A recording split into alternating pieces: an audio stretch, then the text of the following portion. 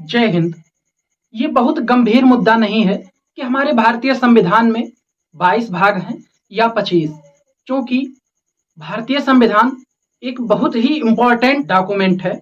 कुछ लोग गीता को महत्वपूर्ण मानते हैं, कुछ लोग बाइबल को मानते हैं, कुछ लोग कुरान को मानते हैं, लेकिन हमारा देश यानी भारत देश विधि का शासन है, रूल ऑफ लॉ। तो इसमें संविधान के बिना हम एक पग नहीं चल सकते। भारत देश को चलाने के लिए संविधान बहुत इंपॉर्टेंट है, इसलिए हम संविधान को सर्वोपरि रखते हैं। और इसके सर्वोपरि रखने के कारण हमें जानना जरूरी है कि हमारे संविधान में वास्तव में कितने भाग हैं।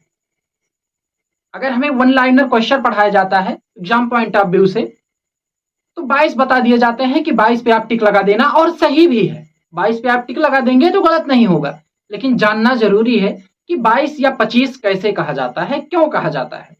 तो हमारा संविधान जब बनाया गया था और उसके बाद जब लागू किया गया, उस समय यानी 26 जनवरी सन 1950 को हमारे संविधान में केवल 22 भाग थे। मतलब अगर आप उंगली रख के गिनते 1 2 3 4 लास्ट में 22, तो अंत 22वें नंबर से ही होता और टोटल 22 नंबर ही आते। लेकिन अब वर्तमान में अगर आप भारतीय संविधान में भागों को उंगली रख के गिनेंगे तो आपको 25 भाग मिलेंगे। अब क्या है ये पूरी प्रक्रिया और क्यों ऐसे परिवर्तन हुए, कब कब कैसे हुए, ये हम समझते हैं। तो जब हमारा संविधान निर्माण हुआ था तो इसमें 22 भाग थे, इसमें कोई संदेह नहीं है। उसके बाद जब निर्माण हुआ तो कुछ उसमें कमियां थी, जिसे दूर किया जाने लगा, संशोधन किया जाने लगा, सुधार किया जाने लगा। पहला हुआ, दूसरा हुआ, ऐसे लगातार 6 संशोधन हुए। उसके बाद जब 7वें का नंबर आया तो 7वें संविधान संशोधन में भाग 7 और भाग 9 को हटा दिया गया।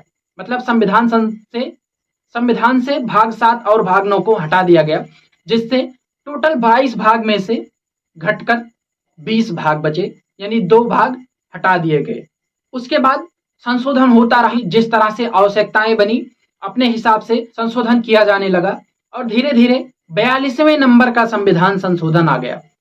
और 42वें नंबर का संविधान संशोधन जो हुआ, ये बहुत भारी मात्रा में हुआ, बहुत बड़े मात्रा में हुआ। इसमें बहुत सारा परिवर्तन हमारे संविधान में किया गया, जिसमें एक और परिवर्तन किया गया कि जो भाग 4 था, कौन सा भाग, भाग 4 था, उसमें एक भाग 4A करके ऐड कर दिया गया।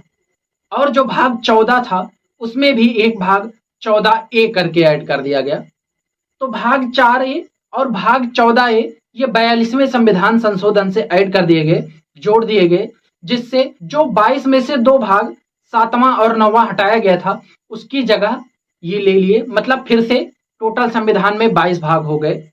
उसके बाद फिर संशोधन जारी रहा, होता गया, आया 73वें 73 कॉन्स्टिट्यूशन अमेंडमेंट का, जो 73वां संविधान संशोधन कहा जाता है, को जोड़ दिया गया।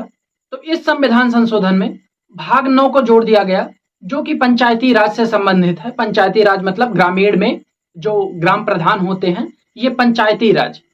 क्योंकि सरकारें उस समय पक्ष में नहीं थी। आप जानते होंगे, कोई नहीं चाहता कि हमारा सत्ता, हमारा राज्य बटे, और सरकारों का राज्य बट रहा था। मतलब छोटे छोटे सरकार भी इसमें आ रहे थे, तो सरकारें नहीं चाह रही थी, वर्तमान सरकारें। लेकिन फिर भी किन्हीं परिस्थितियों में पंचायती राज को लागू किया गया और 73वें संविधान संशोधन से भाग 9 को जोड़ा गया। उसके बाद अगला संविधान संशोधन 74वां हुआ। 74वें संविधान संशोधन से भाग 9A जोड़ा गया। पुनः संशोधन जारी रहे। 96 होने के बाद जब 97 कॉन्स्टिट्यूशन अमेंडमेंट हुआ, तो इसमें पुनः भाग 9B को जोड़ दिया गया। मतलब फिर से 3 भाग एक्स्ट्रा जोड़ दिए गए। 7 और 9 पहले हटाए गए, तो 4A और 14A को जोड़ा गया, जो इनकी जगह ले लिया। मतलब टोटल फिर से पुनः 22 हो गए। और फिर 9A और 9B ये 3 भाग जोड़े गए, जिससे 22 3 25 हो गए। लेकिन ये पार्ट में जोड़े गए हैं, जैसे 9A 9B 14A 4A इस तरह से जोड़े गए हैं।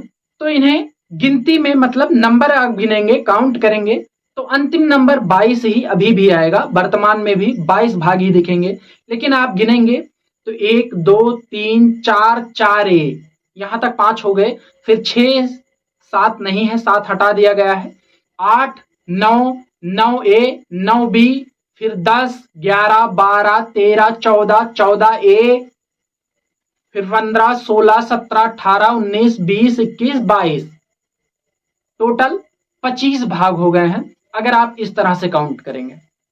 अगर आप नंबर देखेंगे तो अंतिम नंबर अब भी 22 ही है। इसी जानकारी के साथ वीडियो को समाप्त करते हैं। मिलते हैं अगले वीडियो में, तब तक के लिए जय हिंद।